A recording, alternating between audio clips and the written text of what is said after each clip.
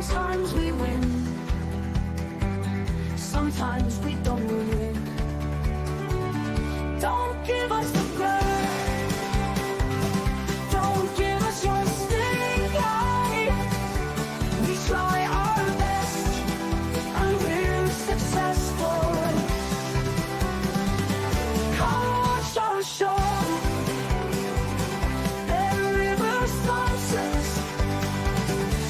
It's time to start, enjoy the show.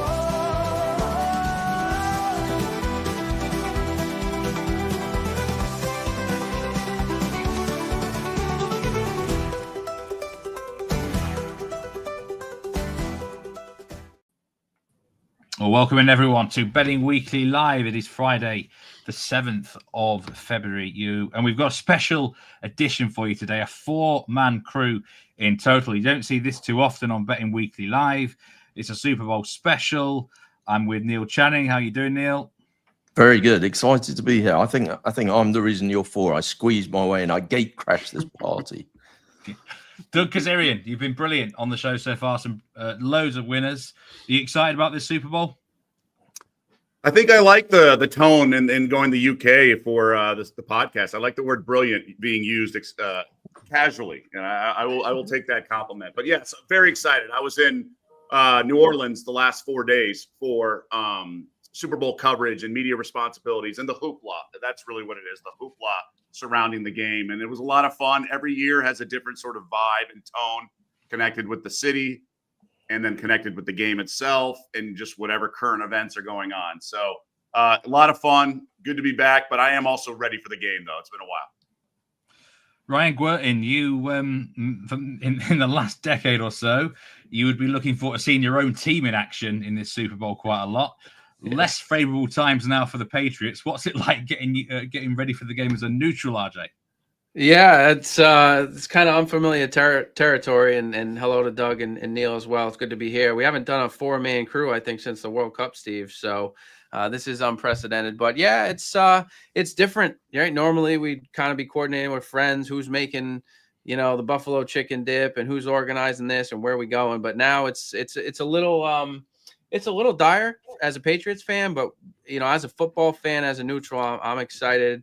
And I think as the days lead up, as Doug kind of said, right, you watch the media, you really get fired up for this game, and looking forward to talking with some of you guys here. I know you guys have been around a lot longer than me in this industry, and always looking to hear others' opinions. Right, there's no right or wrong way, I think, to approach some of these bets. It's just hopefully we can come out on top as a crew for you all and provide some winners.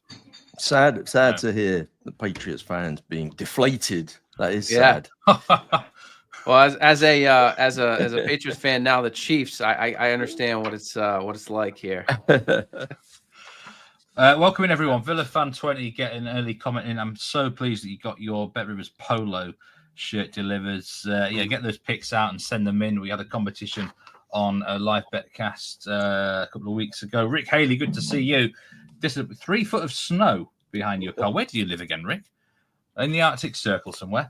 Byron, good to see you. Duncan, John, Diski as well. And Diski will be pleased to hear that I am in my familiar setup now. For those who watched the Betting Weekly Extra Time show this week, the audio was a little bit dicey for me, which I don't like that.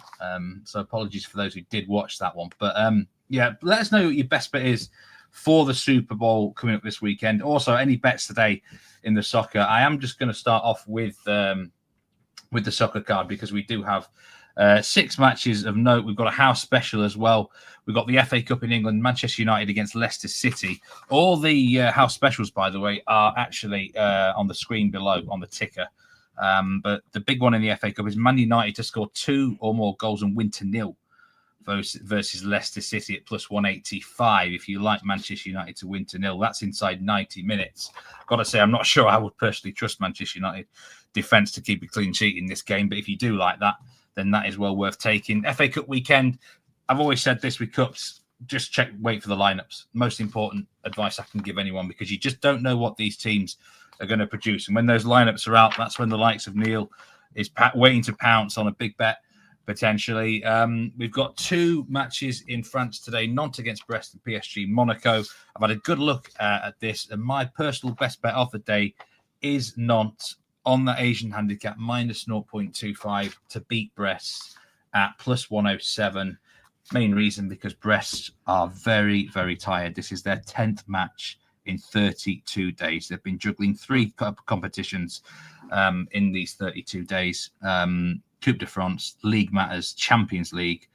Coming up in 3-4 days' time, they've got Paris Saint-Germain in the Champions League knockout round. That is a massive game for them, and they could be genuine rest and rotation for them in this fixture. Nantes are fighting for their lives at the bottom of the table. They're not in the relegation zone, but they need the points desperately. Unbeaten in 5 games, minus a quarter of a goal on the Asian handicap. That would be my best bet of the day.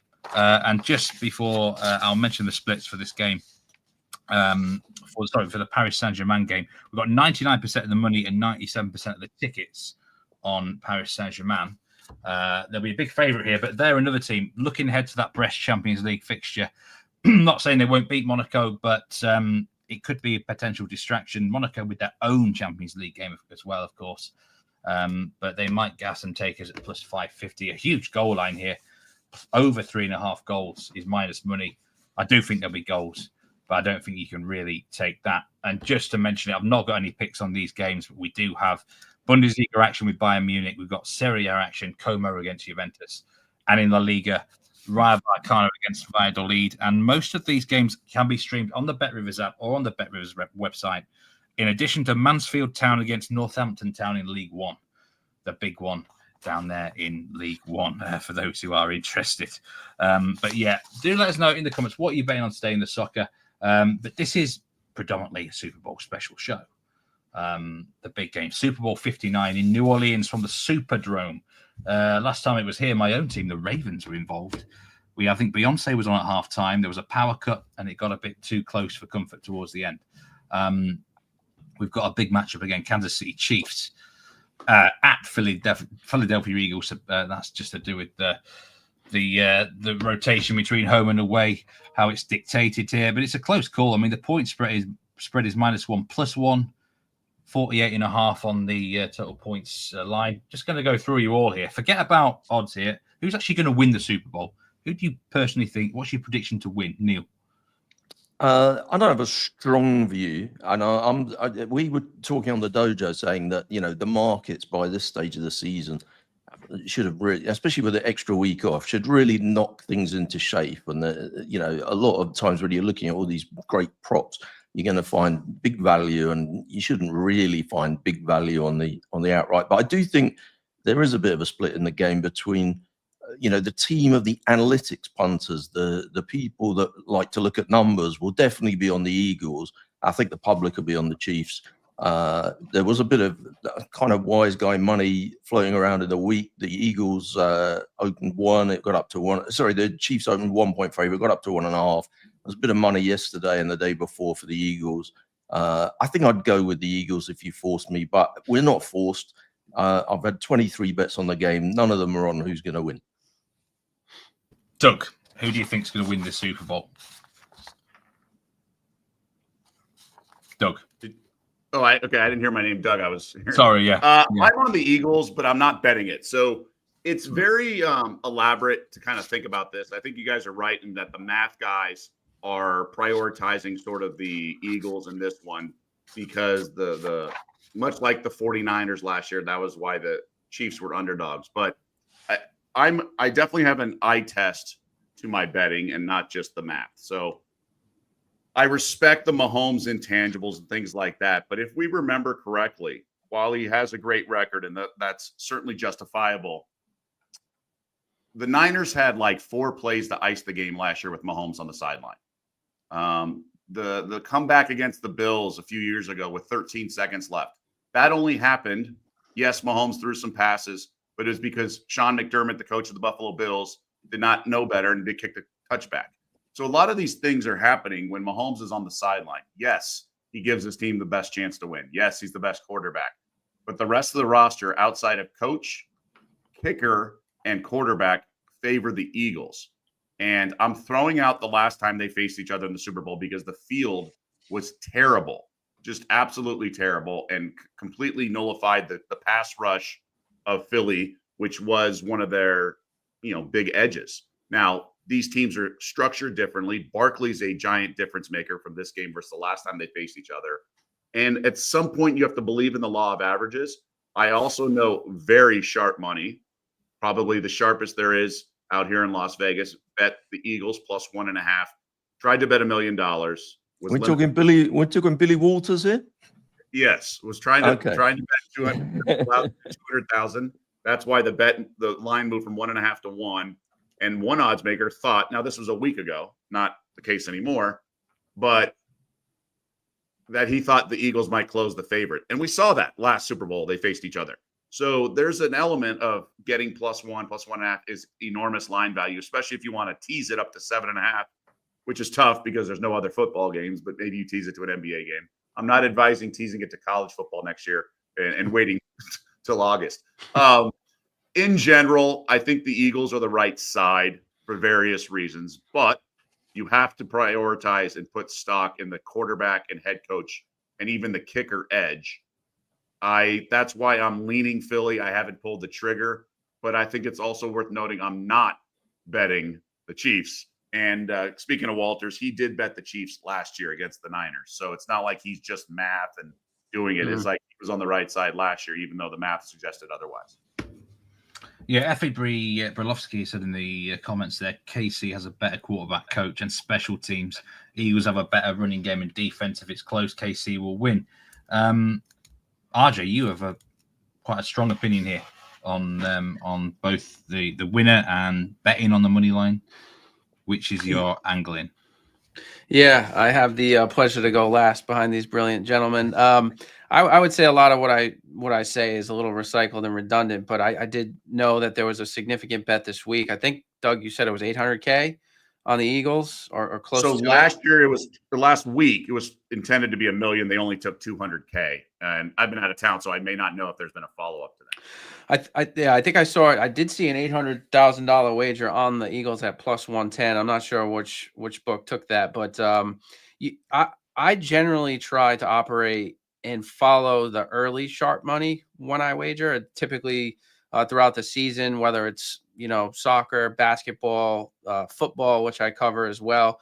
I personally agree with both you guys, and Doug especially. I think if you look on paper, you look at the analytics, the Eagles are the better team, right? They're 15-1 since their bye. They have a plus 27 turnover margin. Any way you slice it from an analytics perspective, I would say the Eagles are the better team. However, I simply I follow in the money early, and I locked in the Chiefs money line last Monday. But I think it's going to be an uncomfortable win. I mean, let's face it, almost all games so far for the Chiefs, they haven't been dominant, right? They've been a little bit lucky. There's been, field goals hitting the uprights, muffed snaps on punts or fumble recoveries, right? They've gotten quite a bit of luck along the way to get where they are. Now, you have Patrick Mahomes at the helm. You have Andy Reid. You have the veteran talent and leadership to make adjustments, right? Mid-game, right? One may think the Eagles could come out strong and look very good, but how, if they do have a lead at halftime, who makes the better adjustments? Like, my money would be on the Chiefs. But it's going to be a tough game, as the line indicates. It's going to be a close game. And I think kind of like, and this is probably a bold statement, and I'm not sure it's going to happen, but kind of like the Washington Commanders performance, right? You see them coming into the Eagles. A lot of money was on the Commanders. Like, well, they look so good against the Lions. Here they go. They're going to do really well. And then the Eagles just completely dominate and destroy them. And I think there's a little bit of bias involved that, people think the Eagles are going to come in and have a similar strong type of performance. It just depends on what the Chiefs can do against Saquon Barkley, right? He's just a very difficult guy to contain right now. And I think there's just a lot of offensive weapons on the Eagles that the Chiefs, it's going to give the Chiefs some trouble, but it's all about how they can get to the quarterback. And Patrick Mahomes' mobility is going to be in challenge too, because since the playoffs have started, he's increased his rushing output and has had to make plays. So we'll see if that continues. Yeah, you've certainly been against the Philly train throughout these Betting Weekly live shows, RJ. As Philly guys pointed out, to be fair, you're sticking to your guns. You're a Chiefs man here in this Super Bowl. Absolutely. I kind of a question to all of you. I mean, we got the point spread there is at +1, -1. I mean, if you're going to bet the Chiefs, aren't you just better off betting the -1? I mean, what are the actual chances of them winning the game by 1 point? That doesn't happen very often in the NFL, does it? Surely. I mean, that's the way I would do it if I was betting on the Chiefs. It's a bit different if you're on Philly. Maybe +1 just give you a push if that was to happen.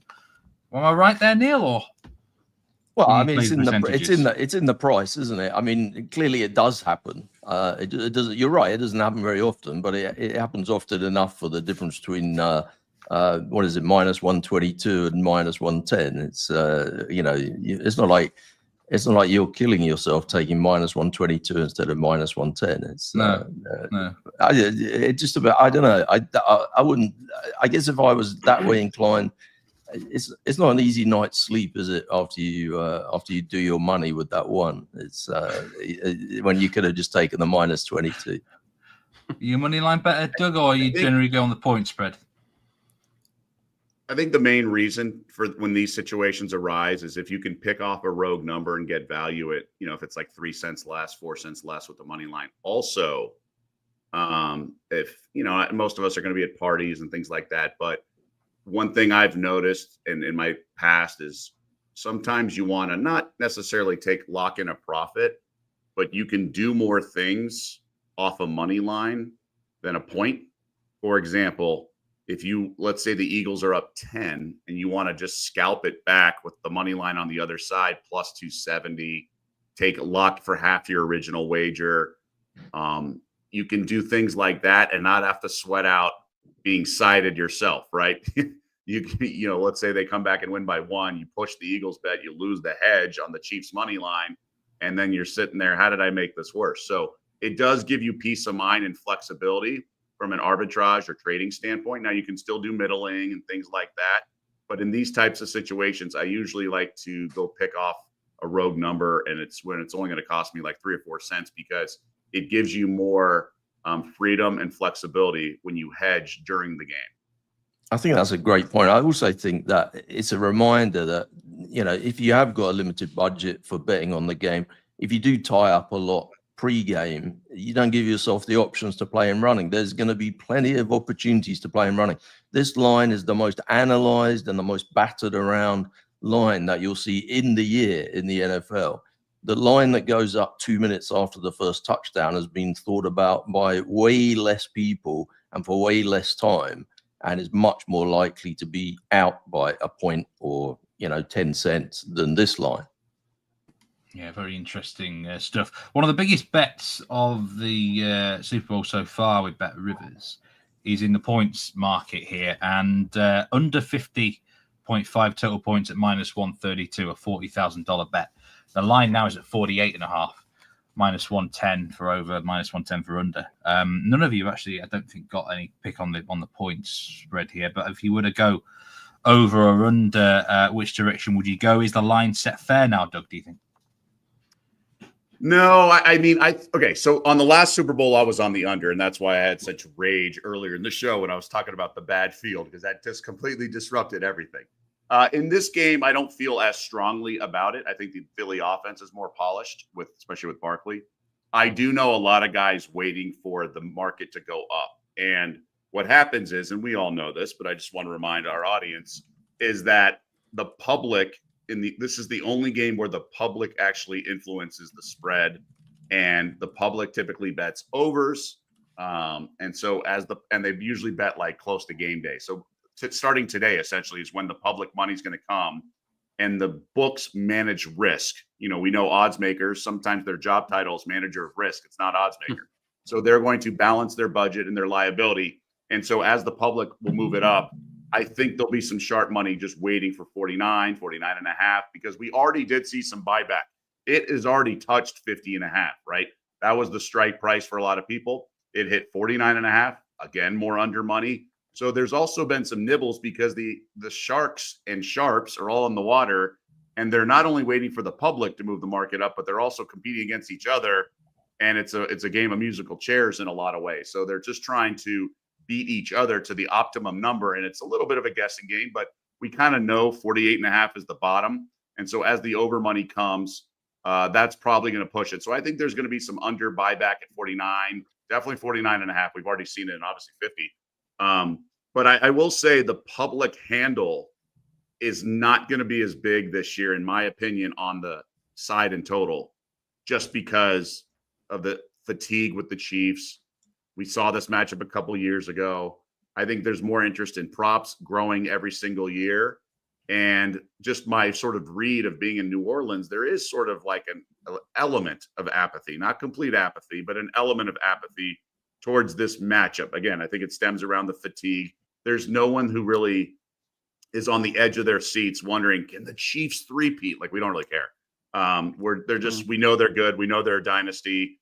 You know, it's not like Mahomes hasn't gotten over the hump. He's won 3 Super Bowl. Like, we're intrigued by the game, but I don't think the masses are itching to bet the under or the over the side. I think they're going to enjoy themselves with some props. But remember, with legal betting in the States the last few years now, the novelty of Super Bowl props is not as what it once was. So there's not going to be any forced wagering on Mahomes' passing yards and things like that, because frankly, we can bet props on every game. There's same game parlays and all that stuff. So the novelty certainly has waned. RJ, would you go over or under here? Or is this a market that you're not really too bothered about and you'd be looking more at props? Yeah, as I said pre-show, Steve, I'd probably be focused more on props, especially this weekend. As I was talking to Neil, I haven't done much in terms of prop lock-in yet, but I would lean under, if anything, as Doug said, right? I'd be looking for the kind of the public to chase the line up a little bit. I've been on 3 or 4 unders so far in the postseason. I think I've gone 3-1, and I think the one loss was the Houston Chiefs game where was that the game of the kicker just batted the extra point down and the other team took it back for 2 points. I think that was the case, but I'd be leaning under.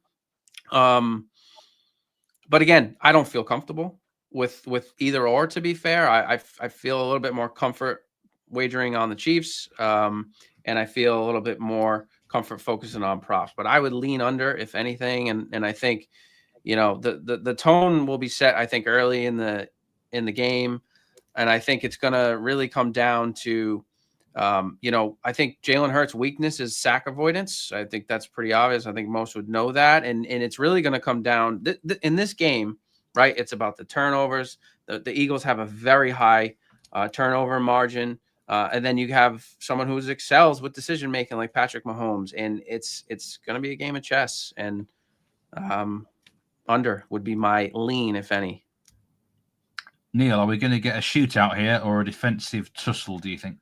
Well, I personally, I haven't bet on the total. I probably won't bet on the total. You can lay $1.20 in the UK if you want to go under 49.5, which I guess might be interesting to some people. I mean, I'm kind of in a funny situation because I fancy Barkley to have a big night. But you know, which obviously if the ball is on the ground a lot of the time and you know a lot of running, it takes time off the clock and it leans you towards the under.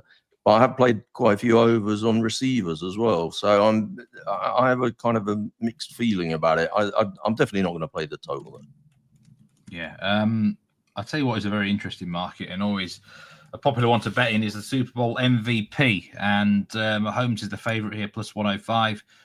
Is that effectively the same as betting on the Kansas City Chiefs to win the Super Bowl? Sometimes it feels that way, the amount of times the quarterbacks get the actual award. But in the case of Philly here, Barkley is their favorite player at plus 250.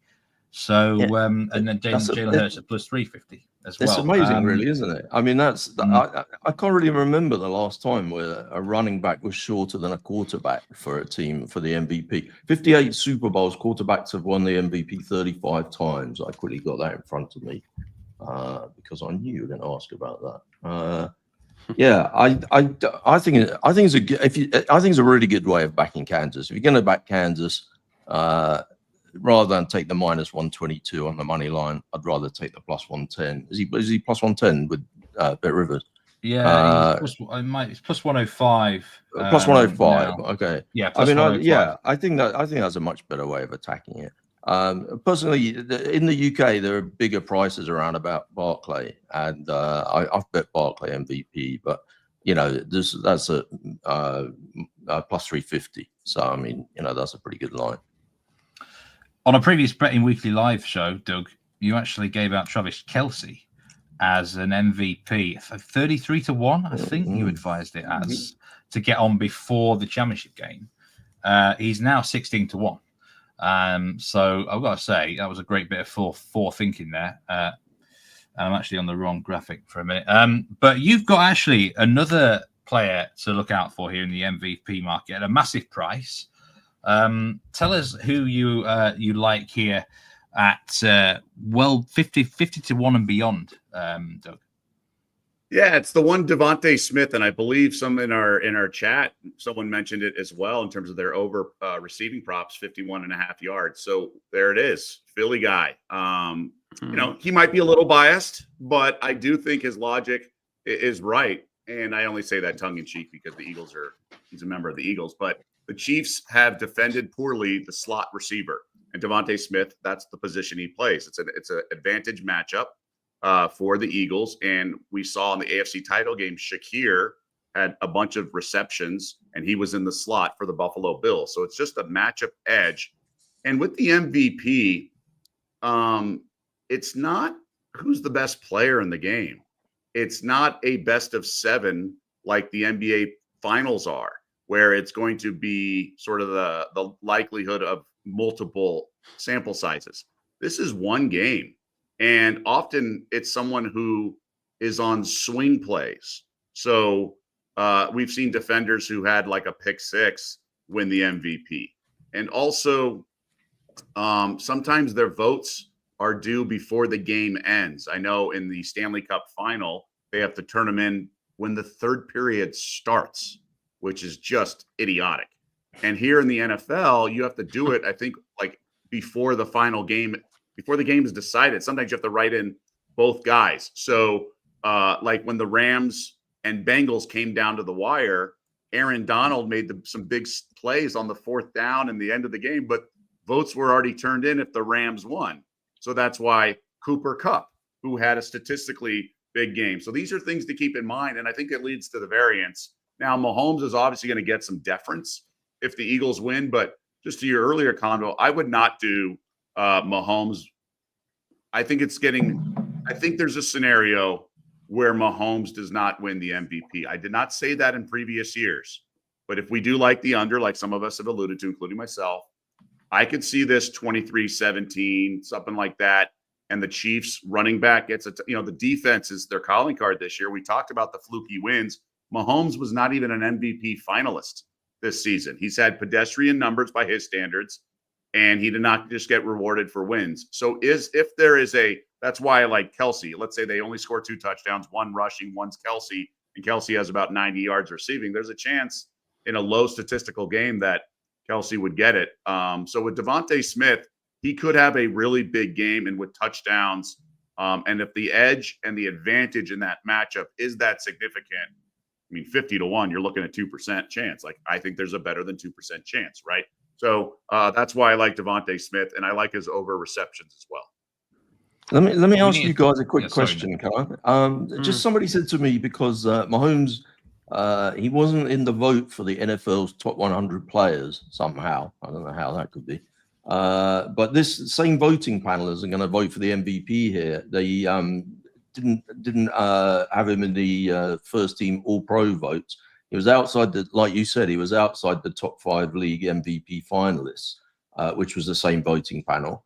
And he wasn't in the top 3 quarterbacks in the All-Pro voting. Do you think does that mean they're more likely to kind of try and make up here if he has a good game, or does that mean they just don't like him? I don't know. I don't understand. It seems weird. I think it's just they're 2 separate things, like you alluded to, different voters, things like that. Statistically, he did not have a big year. The defense led the way. Offensively, they sort of played the marathon, not a sprint. They had they kept Kelsey in bubble wrap most of the season, but they flipped the switch come December, right? They won and covered 6 straight games, and that he started. Week 18 didn't matter. So I just think it's a team where they're kind of used to playing the long game, and yes, they caught the breaks and got the 1 seed, but I don't think it's a pushback on Mahomes. I just think Allen and Lamar Jackson were that special statistically and carried their teams. I guess my point of bringing it up is that I think that just the message and the overall view of him is that it's just not deference. Like, he's not going to just get automatic deference. Oh, it's like, no, there's practical voters out there, such as why he didn't deliver, and he was an automatic MVP. I mean, it's kind of hard. If you go to the beginning of the season, and I said, hey, Mahomes is going to go 16-1 as a starter, or 15-1 as a starter, would you make him the MVP favorite? And everyone would be like, yeah. How about he's not even a finalist? So the fact that the face of the league, the new face of the league, goes 15-1 as a starter, and he was not even a finalist, I think speaks to the concept of the Chiefs winning without Mahomes winning MVP. Also, let me one more. Sorry, Steve, I don't want to take over your show. I know you ask great questions, but I want to find out from these guys because I'm trying to learn. So if we knew in advance that the Eagles had won the Super Bowl, but we didn't know what had happened in that Super Bowl, the market suggested it would be like something like Evans, Barkley, 5-4 Hurts, and 20 any other player.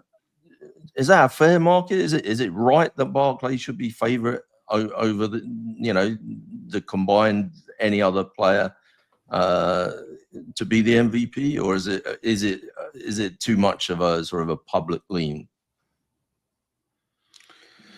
Well, I would add to that. I mean, I think a lot of it is public based. I think, correct me if I'm wrong, guys, but I think if Barkley gets over 101 yards, he break Dickerson's record, right? So there's that. I think that weighs in a little bit if you're kind of looking at the record books. But I think it is biased because, I mean, you look at how dominant Saquon has been, right? It's like Derrick Henry in years past. He's just the guy that has taken over games, 200+ yard rushing performances, and really is the difference maker. But I don't like, I'll lean on Doug a little bit more in terms of like the MVP voting and how all that works, because I'm not too in tune. But I would say a lot of it is public bias towards who we would think is the MVP. And I think normally, right, who we think, at least me historically, right, I'm a Patriots fan. I've watched I'm spoiled, right, over the last 20 years, lots of Super Bowls, and it was pretty all right. Tom Brady's going to win the MVP. But then there was I think the game Edelman, right? Edelman, I believe, yeah. And I was like, you have to go Edelman right here. You can't go Brady, even though Brady should win. Edelman made those tough plays, and then Edelman won, and I think Brady even gave his truck away to Edelman or Amendola one of those Super Bowls. And I feel a lot of it. If I'm just an average recreational bettor, I feel like I could predict the MVP fairly easily, just based on who perception wise looked like the better player out there for the winning team. We've Doug, you've got a lot of player props that you're going to run through here. We've got tons of markets. We've got passing props there, as you can see on Mahomes and Hurts. We have got rushing yards on several players and tons of receiving props as well. This is just a selection of them. You can also bet receptions and stuff like that. So, Doug, I'm going to let you reel through your best player props for Super Bowl 59. So you can take it over here. Yeah, thanks, Steve. I'm glad you brought up. I was going to ask you, should I just Sorry, I hit the mute button. At least I caught it. So Devontae Smith, I mentioned receptions as opposed to yards. Obviously, with his speed, I'm fine with yards. Maybe chop it up. But with the pass rush and things like that, I think they're going to want to get the ball out quickly, things like that. So I do like receptions. I think these defenses are going to want to keep things underneath. A sharp guy mentioned Jalen Hurts over passing yards. He's been somewhat limited passing just because the game scripts so far in these NFC playoffs have allowed Philly to play with a lead. They've built these leads and then just protected it, bled clock, Saquon, some big runs late. But what if they're trailing? What if they're going to have to play 4 quarters? So Hurts, and then especially Kansas City's run defense is better than their pass. So there's a lot of thought and logic that the path to victory for Philly would have to be through the air and not necessarily Barkley, which is why I also like his under rushing yards, 112 and a half. It's just a big number, right? And the Chiefs' run defense is solid. There's going to be some just distribution of the ball for Philly. Like Barkley's their calling card, but they go to their tight ends. They go to their speedy wide receivers. Kansas City matriculates the ball typically up the field. They don't go big plays against this Philly secondary because Philly's able to get pressure on the quarterback without blitzing. So they're front four so they can have 7 in coverage as opposed to having to blitz. That's why they were so successful against Jaden Daniels, who typically carves up the blitz.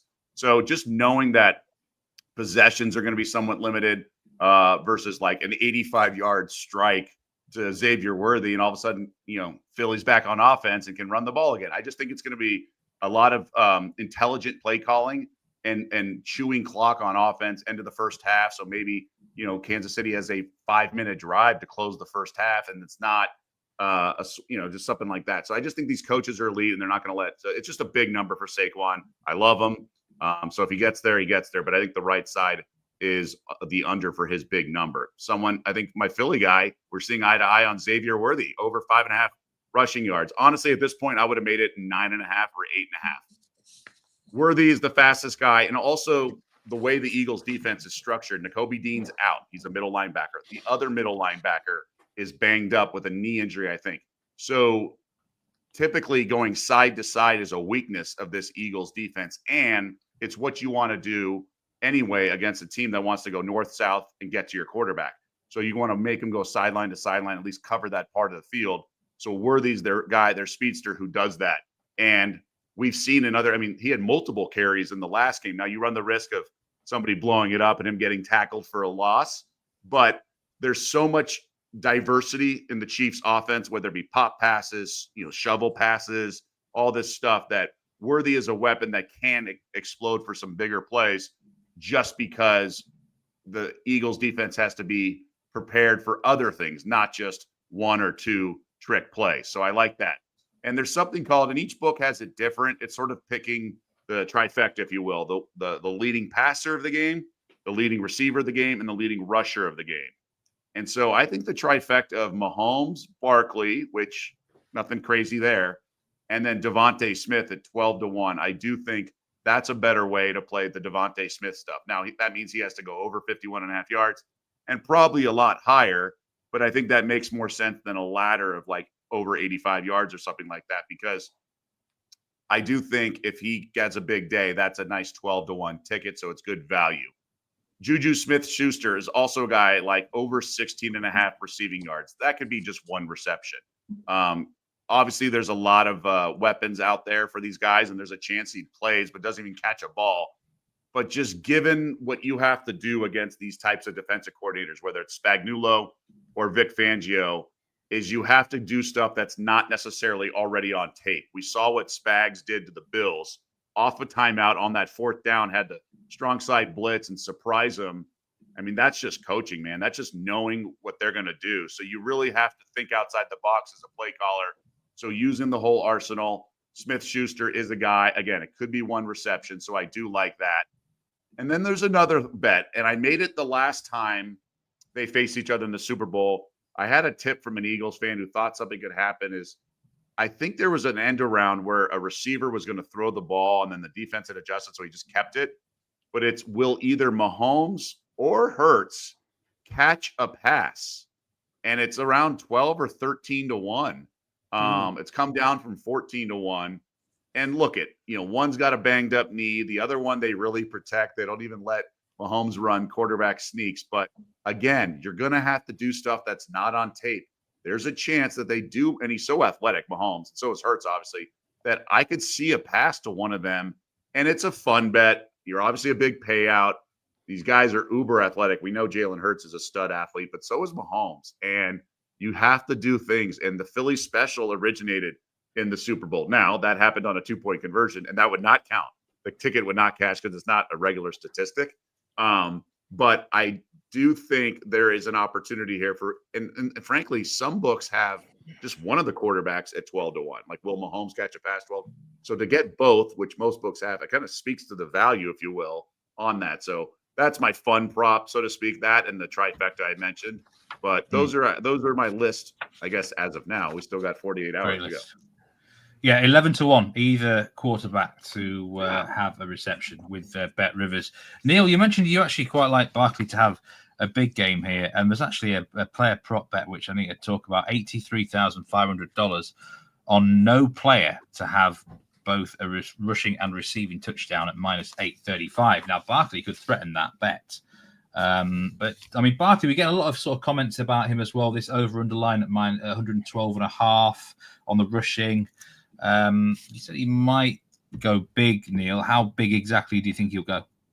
Oh, I think he can go really big. I have backed him to be MVP. I was agreeing a lot with what Doug said, and I was busy ticking off bets that I'd already had that he was mentioning. So I was very pleased listening to Doug. I'm on Worthy over 5.5 rushing yards. I think I got -$1.15 that one. I'm very much on Juju Smith-Schuster. He's been bobbing around in the UK. I got over 13.5 earlier in the week, but I think he's up to 15.5 now, maybe 16.5 actually.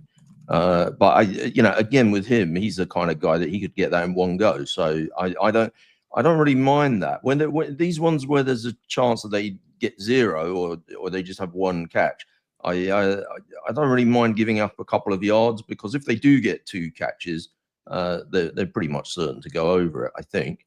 In terms of, I did disagree with Doug on Barkley, because I did play. I'm sorry, I did play the over. I got over 110.5 earlier in the week. I don't know, that's bobbing around a little bit. I did see a 109.5 at $1.20 earlier today, but I think generally the market in Europe is about 111.5. Yeah, like I said, I backed him to be MVP rather than sort of laddering his yardages. There was a couple that I'd be interested to hear what the other guys have got to say. First of all, Dallas Goedert, he opened 47.5, and I think pretty shrewd handicapper Warren Sharp had released him to his clients. I think that's what caused the price to change there. He suddenly jumped from 47.5 to 51.5 in one go, which was pretty annoying because I hadn't got on at that stage. But I did the thing that I generally don't do, and I just kind of took a big gulp and went over 51.5. So I hope that doesn't cost me. That'd be really annoying if that comes in at 50. But I wonder what you guys thought about that. And also the other one is AJ Brown.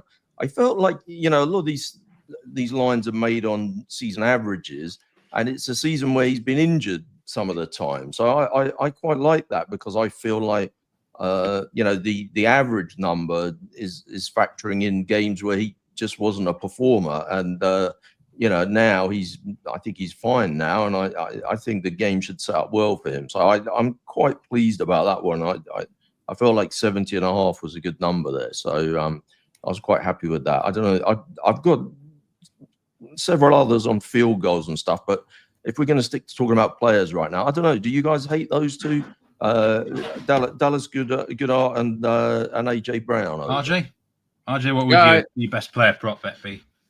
Well, just to answer quick Neil's question, I do like Goddard. I backed him in the first playoff round. I think it was receiving over under was 36, and he clearly exceeded that. And just to touch player props, I am going to do a deeper dive this weekend. I know we're 48 hours out, but I've yet to really dive into the market.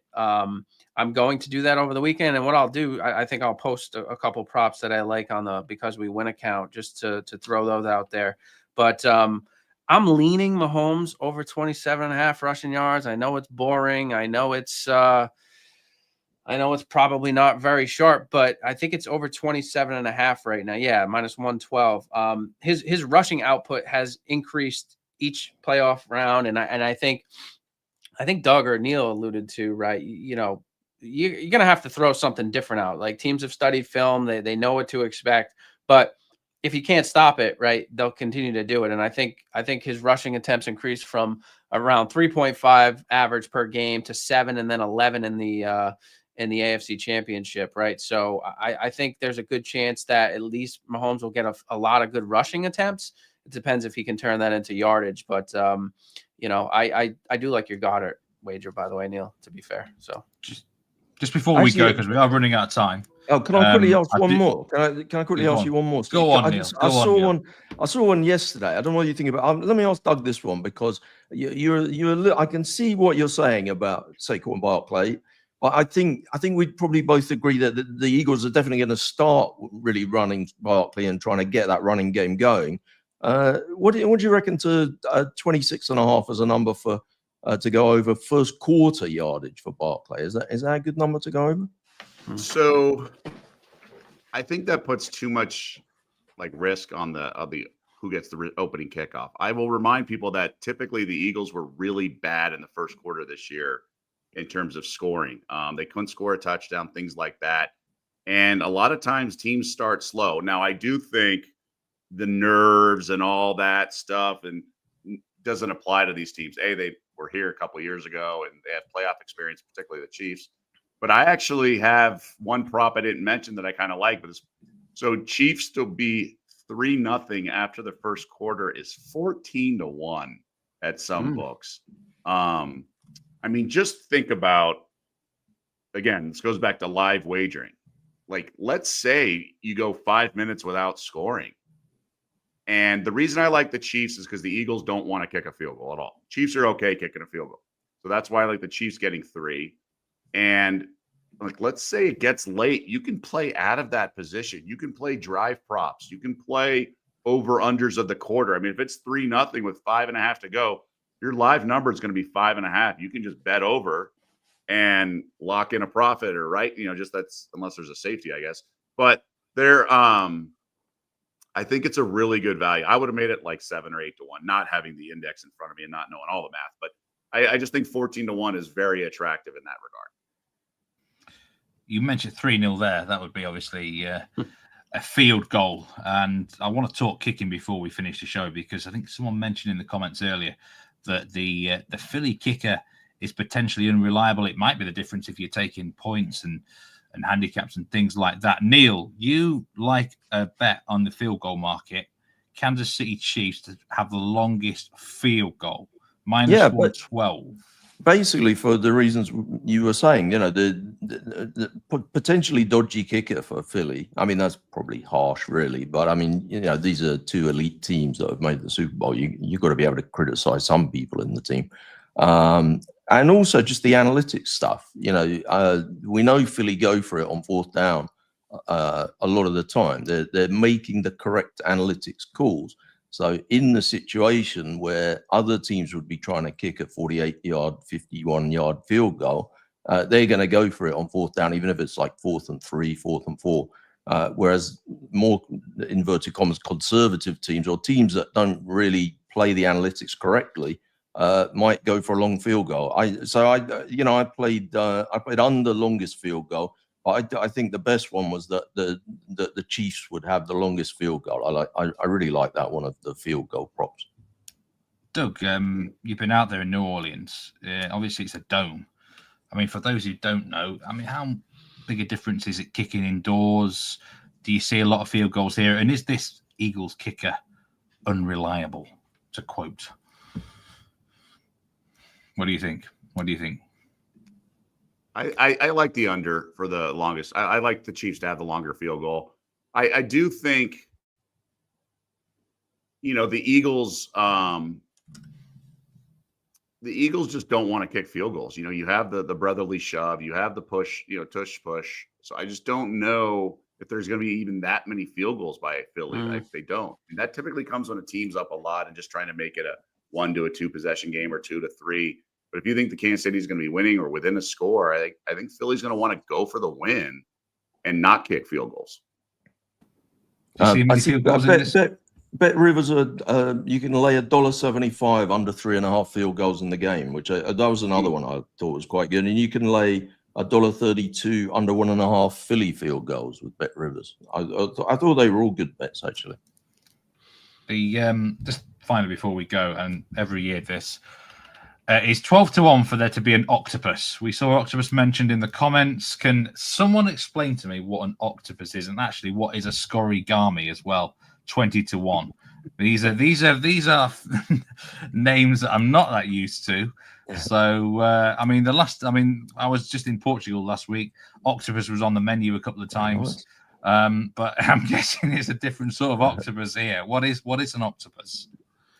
Who I wants think to an take octopus is when a player scores a touchdown and then also a 2-point conversion to follow. Ooh, That's exactly So it. I think you could find much better betting opportunities than that. I mean, I guess the reason they but- put that up is because Jalen Hurts did it the last time these two played. So, that people remember that. And I'm sure it'd be a popular bet. Scorigami is just an original score, a score that you've never seen before in the NFL.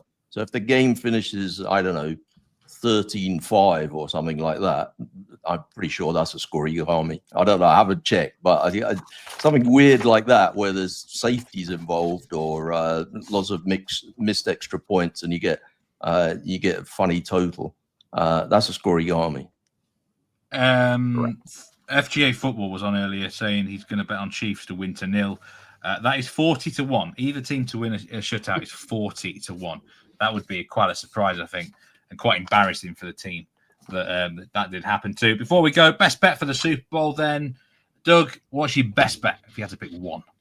Best bet is a prop bet. It's in the neighborhood of 135 or 140. It's will the game be tied at some point after 0-0? So 3-3, 7-7, 24-24. These games, obviously we know the point spread is tight. We know the officiating sometimes allows teams trailing, and it's like a funnel sometimes to keep the game interesting. I also think both teams' willingness to go for two, and when they're down 7 and driving, we've seen it in the first quarter. These teams do it if they're down 7-0. They don't want to settle for a field goal. Obviously, the game can get to a point where they're down 3, they score a touchdown, go up 4, then you're kind of facing an uphill battle.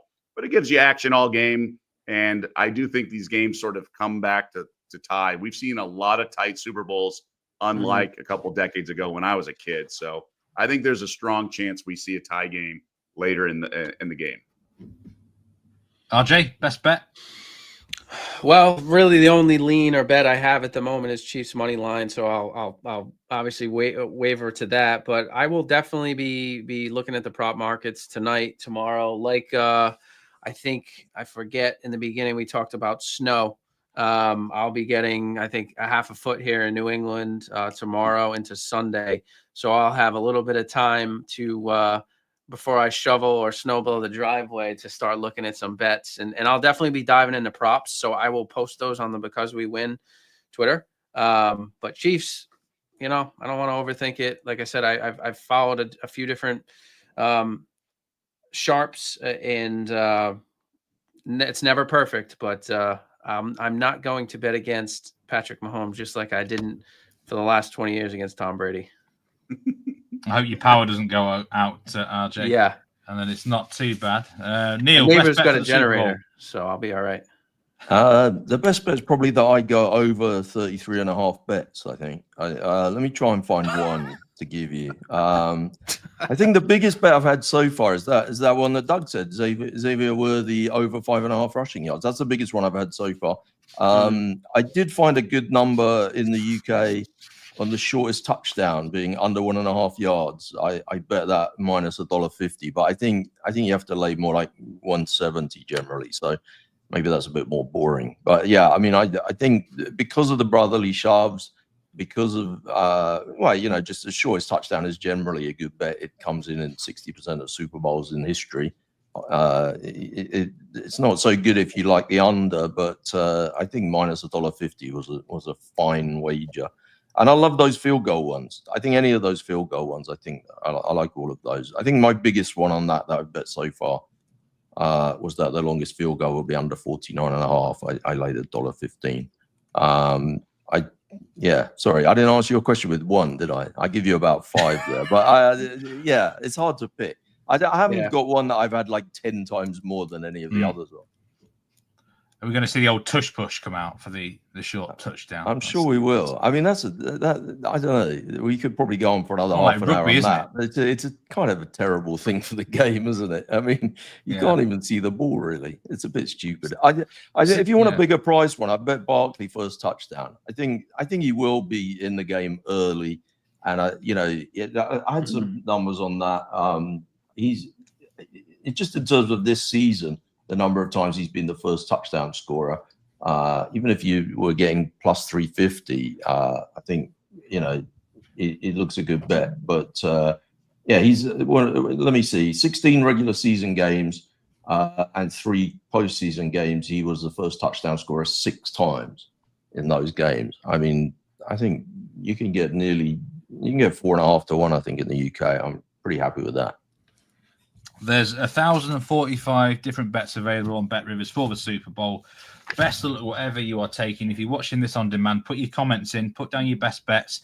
This particular live show will be pretty relevant for the next 48 hours and beyond. So do put that in. And thank you to all 3 guests today: Neil Channing, Doug Kezirian, Ryan Guertin. We've overrun here, but thank you so much for your time and for insight into the Super Bowl. And I'm sure we'll see you all again on Betting Weekly Live. Hit the like button, hit the subscribe button, and have a great weekend, everyone. We'll be back next week for loads of shows, as always. Champions League back in Europe. But enjoy the Super Bowl and take care. Remember to gamble responsibly. See you next time